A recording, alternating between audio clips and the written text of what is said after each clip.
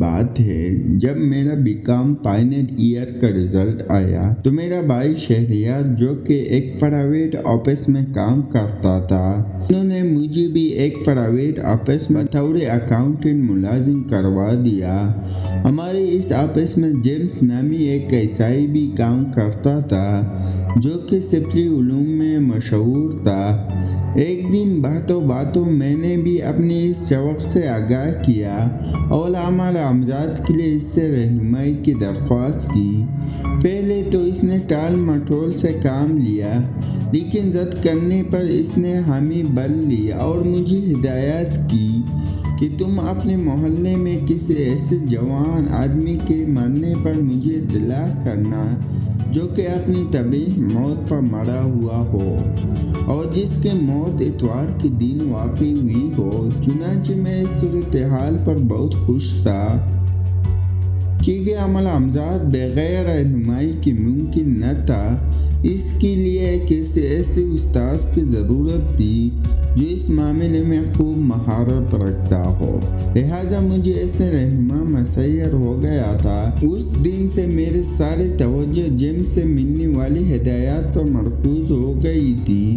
چونکہ نظام کائنات میں ہر کام کے لیے ایک وقت مقرر ہے، بندہ چاہے جتنی بھی جستجو کرے لیکن مرضی قدرت کے خلاف اپنے مقصد میں کامیابی نہیں پا سکتا۔ لہذا اس دوران محلے میں موت تو کئی واقع ہوئی لیکن کوئی بھی جیمس کے ہدایات کے مطابق نہ تھی۔ حتیٰ کہ 6 ماہ کا عرصہ گزر گیا اور موسم سرما شروع ہو گیا۔ میں انتہائی شدت سے اس موقع کی تلاش کر رہا تھا۔ آخر کار سخت سردیوں کے دنوں کا آغاز ہو گیا جب میرے مطلوبہ خبر مجھ تک پہنچی۔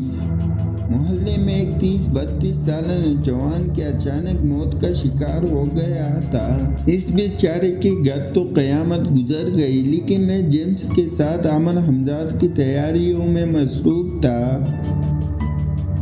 جیمس کی دوسرے ہدایات کے مطابق اس نوجوان کے جنازے میں مجھے شریک ہونا تھا، میت والی چارپائی کے ساتھ رہنا تھا اور دفن کرنے سے پہلے میت کے چہرہ دیکھنے کے بہانے مرنے والے کے کان کے قریب یہ کلمات اتنی آواز دہرانی تھی کہ کوئی دوسرا نہ سن سکے: اے فلاں بن فلاں، ہم رات کو آئیں گے۔ اس کے بعد ہم دونوں اپنے پروگرام کے اگلے مرحلے کی تیاریوں میں مشغول ہو گئی۔ وہ میری زندگی کی سب سے بھیانک رات تھی۔ جس رات میں اور جیمس مرنے والے نوجوان کے ہمزاد تعبیر کرنے کے لیے گھر سے نکلے، موسم سرما کی سرترین رات تھی۔ سردیوں کی رات عموماً تاریک اور خوفناک ہوتی ہے، لیکن وہ رات کچھ زیادہ ہی آثار محسوس ہو رہی تھی۔ کالی سیاہ گھٹائیں سارے آسمان پر قبضہ جمائے ہوئی تھی، جس کی وجہ سے اندھیرا کچھ اور گہرا ہو گیا تھا۔ تاریکی کا یہ عالم تھا کہ قریب کی چیزیں بھی دکھائی نہیں دے رہی تھی۔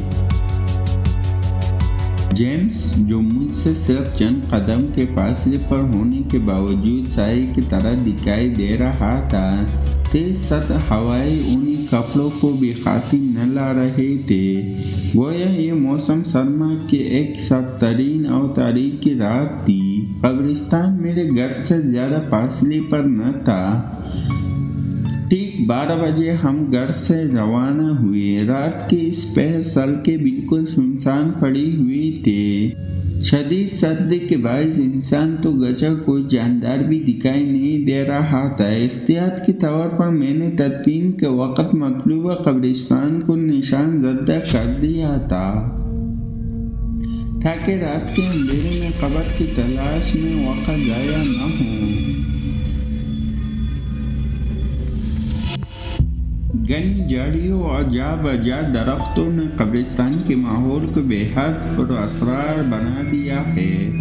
ایک قبرستان دیگر قبرستانوں کی نسبت کافی خوفناک سا محسوس ہوتا ہے۔ ہزاروں مددگار اقسام کی قبر خوفناک گڑھوں کی شکل اختیار کر چکی ہے۔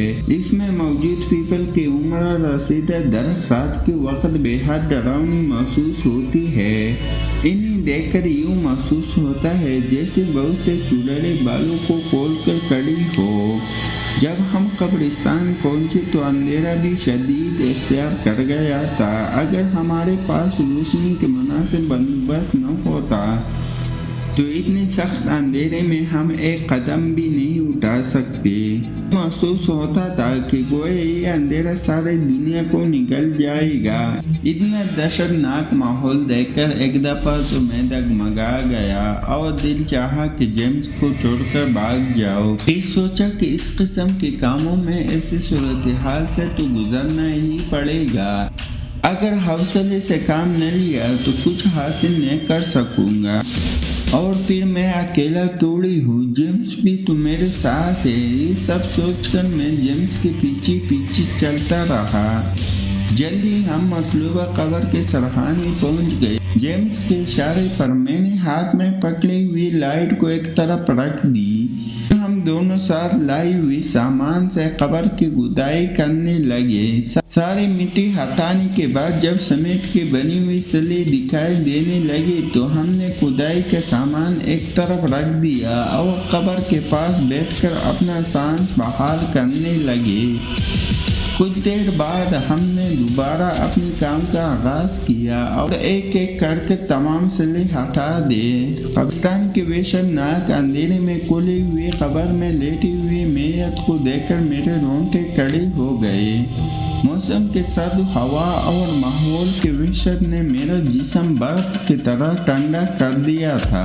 مجھے اپنے اعضاء منجمد سے محسوس ہو رہی تھی۔ جیمز نے بے خوفی سے قبر میں اتر کر میت کے چہرے سے کفن ہٹا دیا اور ہاتھ کی کفن سے باہر نکال دی۔ پھر اپنی جیب سے 2 لمبے اور تیز پھل والے خنجر نکال کر مردے کے کھلی ہوئی ہاتھوں پر رکھ دی۔ اس کے بعد جیمز باہر نکل کر مردے کے بائیں طرف قبر کے دیوار پر بیٹھ گیا اور مجھے قبر کے اندر اتر کر مردے کے پاؤں کی طرف بیٹھنے کے لیے کہا۔ یہ بڑا مشکل مرحلہ تھا۔ میں ذہنی طور پر اس آزمائش سے گزرنے کے لیے بالکل تیار نہ تھا، پھر اس کے بغیر کوئی چارہ بھی نہیں تھا۔